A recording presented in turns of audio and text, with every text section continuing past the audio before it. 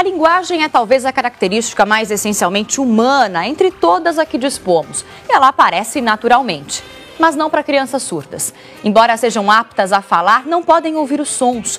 A evolução na educação especial sugere que alunos surdos possam aprender a língua brasileira de sinais, a Libras, como língua materna e ter o português em segundo lugar, como segunda língua, o que melhoraria o desenvolvimento da linguagem, da consciência, da aprendizagem e também da memória. No Uniblogs de hoje, vamos saber mais sobre a educação especial para surdos na busca pela verdadeira inclusão.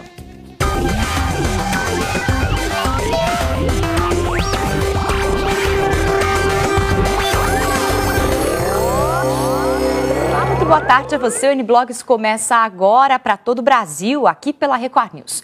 Uma jovem surda conseguiu pela primeira vez no Rio Grande do Sul tirar a carteira de motorista fazendo a prova em Libras. Para ela, tirar a carteira, claro, era um sonho.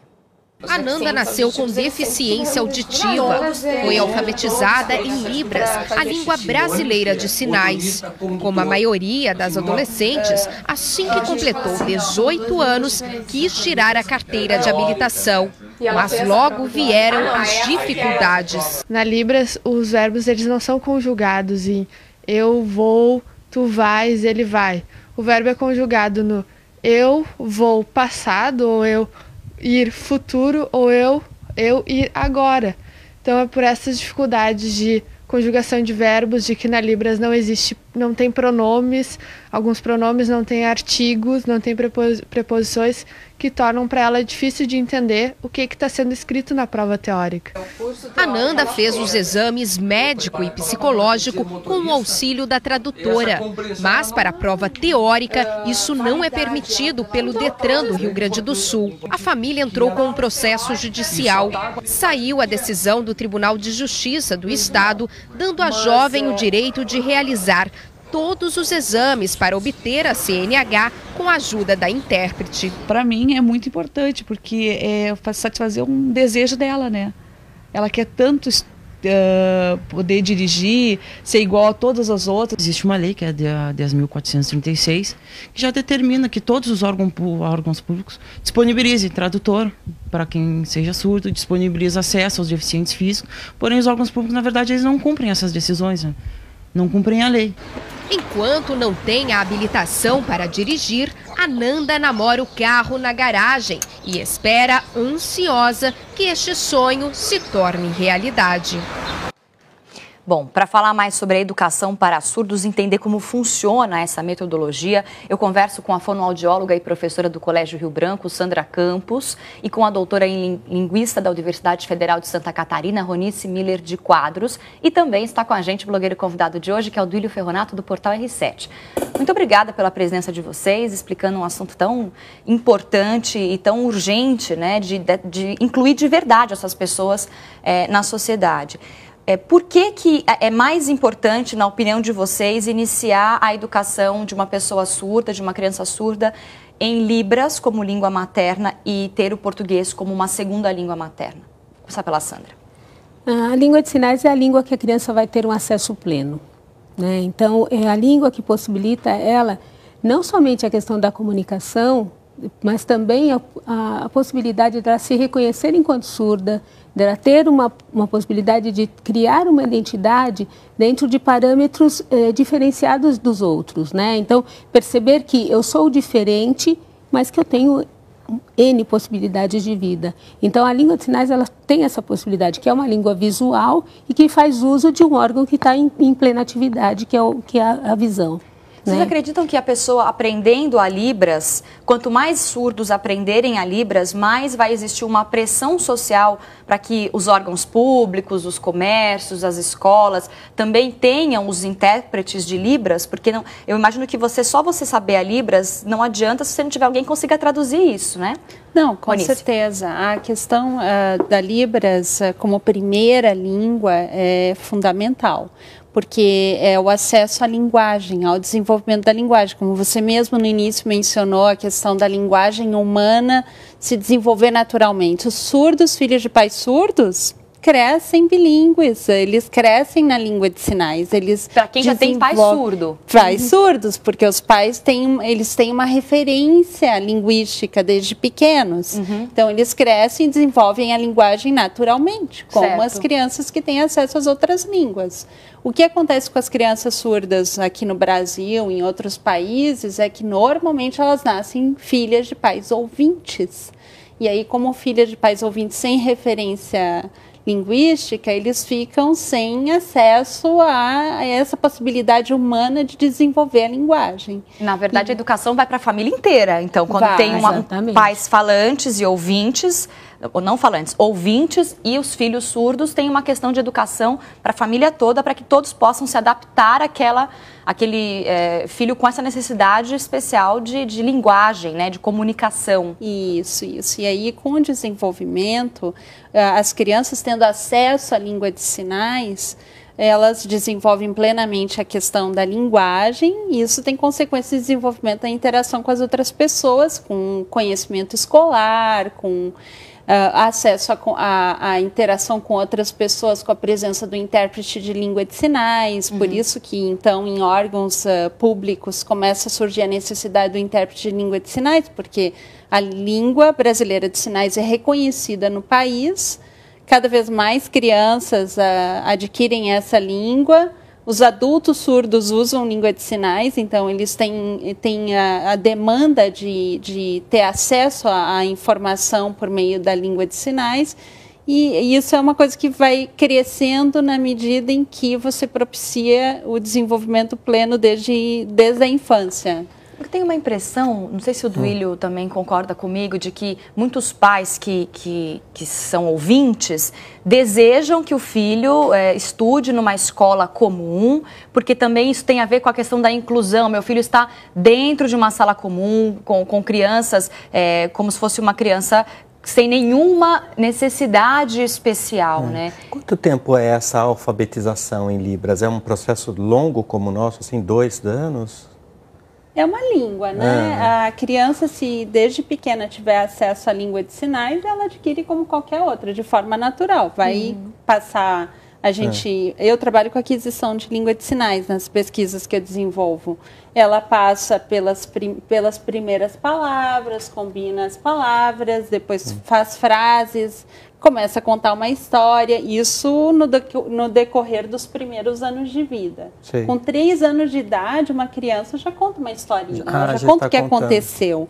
Em língua de sinais também. Se ela tem acesso desde o início... Com quantos anos pode começar? A partir de que idade? Nós temos um projeto, por exemplo, na escola que nós começamos com 0, né? Então, crianças de meses... Jardim da infância mesmo. De meses mesmo. Nós trabalhamos com bebês de meses. E neste momento é muito importante você estar esclarecendo para esta família como que funciona essa língua, quem é essa criança, essas possibilidades dela chegar aos 3 anos e ter um desenvolvimento absolutamente igual a todas as crianças. Qual que é o diferencial? É em outra língua. Ela fala outra língua. Isso, então assim, fantástico. E como que essa língua funciona dentro de casa? Então, fazer essa língua circular dentro do ambiente familiar. E daí, consequentemente, a demanda social é outra. Claro. Porque essa criança vai sair na rua, essa criança vai num hospital e ela vai demandar que essa sociedade se mobilize para atendê-la. E a aula é para o pai, para a mãe, para a família toda e para a criança junto? No projeto nós temos um trabalho diretamente com a criança e um trabalho diretamente com os pais. Então, assim, esses pais têm aula de língua de sinais, porque a gente trabalha na perspectiva de que a criança vai adquirir a língua na interação, como qualquer criança, brincando. E o pai vai ter que aprender mesmo. Né? Porque para ele é segunda língua, para ela é a primeira língua. Olha, gente, em Santos, portadores de deficiência auditiva aprendem português e Libras ao mesmo tempo. O trabalho desenvolvido por uma ONG pretende associar a linguagem à inclusão social. Aqui, a língua portuguesa tem o mesmo peso que a língua brasileira de sinais. Os ensinamentos são direcionados aos surdos. Estão na parede e espalhados por toda a classe. A turma chega a ter 20 alunos. Depois da escola regular, eles aprendem os 2 idiomas ao mesmo tempo. A gente faz essa comparação, ele tem que saber que a língua de sinais é diferente na gramática, ela tem a sua estrutura própria, então é como nós ouvintes, nós vamos aprender um curso de inglês como segunda língua, e aqui o surdo aprende a língua portuguesa como segunda língua. O Fabiano tem 10 anos, é surdo, há 4 meses faz esse curso aqui em Santos. A família dele é surda. O pai e a mãe também têm essa deficiência. Inclusive, a mãe é professora de língua de sinais. Por isso mesmo, ele tem uma facilidade nesse aprendizado e até ajuda os colegas de classe. A Rose é a coordenadora do curso, vai fazer essa tradução simultânea para a gente bater um papinho com ele. Dona Rose, por gentileza, primeiro que ele se apresente na língua de sinais, né? Meu nome, Fabiano. Meu sinal é esse, na comunidade surda. E o que representa para ele estar nesse curso e poder ajudar no aprendizado dos próprios colegas?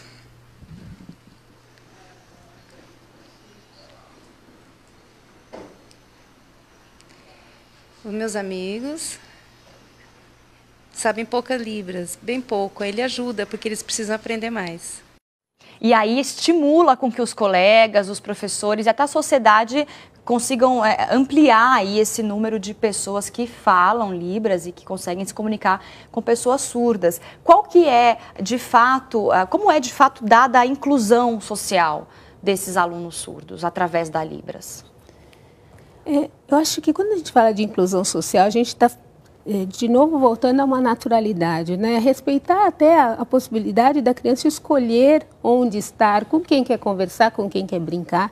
Né? Então, assim, quando você está falando de inclusão social, você está falando de possibilitar com que a criança use da língua dela para escolher os seus pares, né? Então, vai se dar naturalmente. Né, ela vai ao parque, ela vai ao supermercado, ela vai à farmácia, ao banco, ela vai pagar uma conta. Né? Então, isso vai acontecer. E, neste momento, a gente está criando essa demanda de que existam outras pessoas, algumas por curiosidade, outras por obrigação profissional, que aprendam essa língua e que comecem a interagir com as crianças, com as pessoas surdas. Né? Essa semana saiu uma reportagem divulgando a evolução do interesse por outras línguas nos Estados Unidos. Saiu na New York Times. E aí eles mencionam que a língua de sinais americana está aparecendo entre as mais procuradas. Ah, é?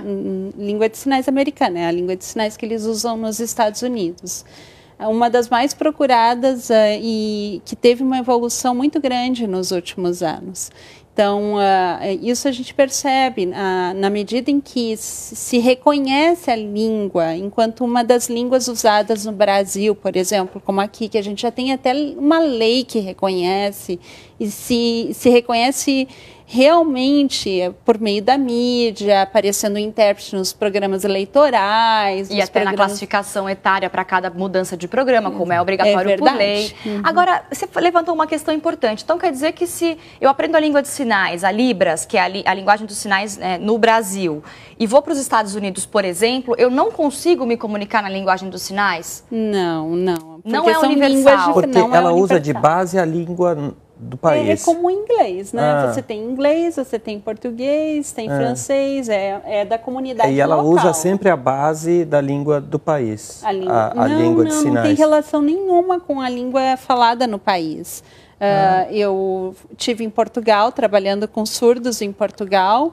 A língua gestual portuguesa é mais diferente do que a língua de sinais americana, porque elas pertencem a troncos diferentes.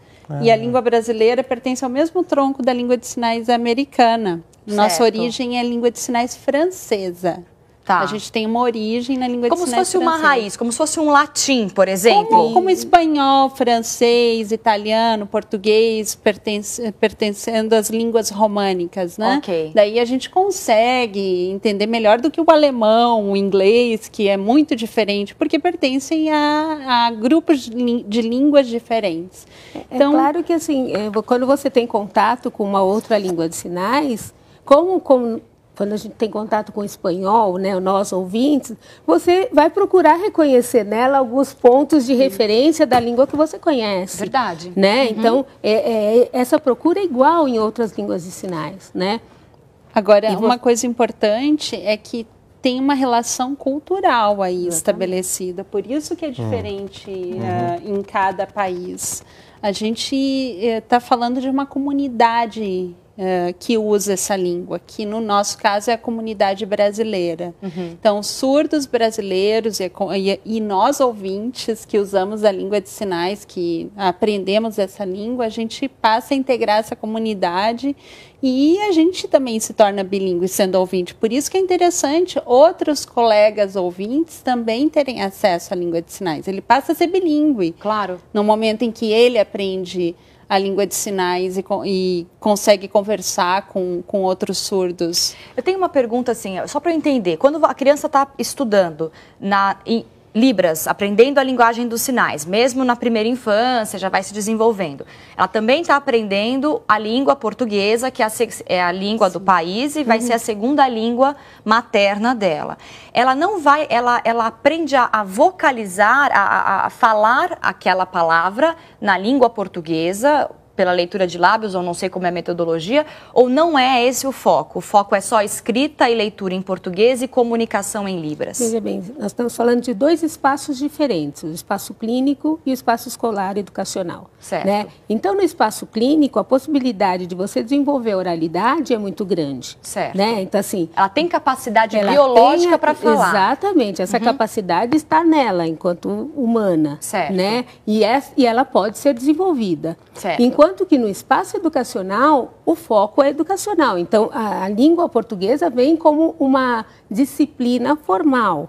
De alfabetização. De formação. Certo. Mesmo, né? Então, são dois espaços diferentes. No espaço clínico, ela vai ter a possibilidade de desenvolver essa oralidade até o que for do limite dela. Do plano de trabalho e que inclui, inclusive, o limite que a pessoa se reconhece. Agora, dentro do espaço formal, por exemplo, na Escola para Crianças Surdas Rio Branco, nós optamos pela educação pela escrita do português. Então, a oralidade, eu não posso deixar que essa oralidade interfira no desenvolvimento desta criança como leitor e escritor, porque algumas vão ter uma habilidade maior, outras vão ter uma habilidade menor. Mas eu tenho que garantir que todas tenham acesso ao português escrito. E aí você aprende a ler e a escrever o português. E outra coisa importante é que o espaço educacional trabalha para além do português e da Libras, né? Vai trabalhar com conhecimentos gerais, claro. Os conhecimentos curriculares. Então, a criança já no primeiro ano pode estar trabalhando com um projeto estudando água. Estudando a água.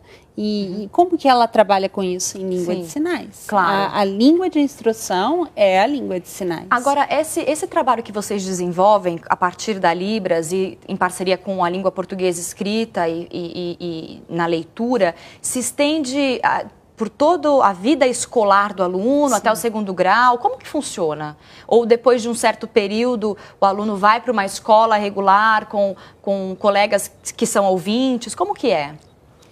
Você tem diversos modelos. No nosso modelo hoje, nas nossas possibilidades hoje, nós temos o aluno até o 5º ano na escola para surdos, e a partir do 6º ano ele vai para uma escola regular com intérprete de língua de sinais e sempre em grupo.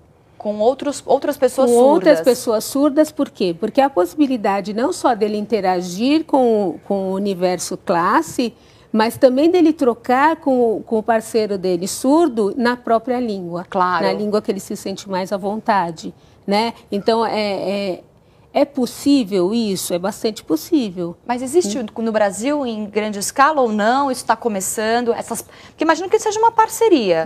O colégio, o Rio Branco... No caso, o Colégio Rio Branco já é da mesma fundação, então essa parceria ficou um pouco mais simplificada. Mas são irmãos aí. Isso, existe essa possibilidade, sim. Hoje, a questão da inclusão no Brasil... tem que ser muito mais discutida, porque quando a gente pensa em inclusão, nós pensamos simplesmente em colocar a criança estar no espaço físico. Inclusão não é isso, claro. Né? Esse espaço físico tem que ser pensado para essa criança, esse projeto de trabalho pedagógico tem que ser pensado para esta criança. E quando você pensa na inclusão com uma criança que já vem com uma formação de base, é uma inclusão diferenciada. Claro. Né? Porque essa criança não vai chegar lá simplesmente para estar na sala de aula. Ela vai chegar, ela vai questionar, ela vai ter dúvida, ela vai participar, né? Então ela vai, de fato, pertencer àquele grupo. E pensando na educação pública mesmo, eu acho que tem muito a desenvolver, a pensar, porque não é na escola da esquina. É numa escola em que se assuma uma educação bilíngue. Isso tem que ser institucional. Não pode ser um projetinho lá, numa sala de aula só para dizer que tem inclusão, digamos assim. Não pode. A escola vai ter que... Isso tem que tomar uma dimensão institucional. A escola tem que assumir. Não, essa escola vai ser bilíngue. Nós vamos ter professores de Libras...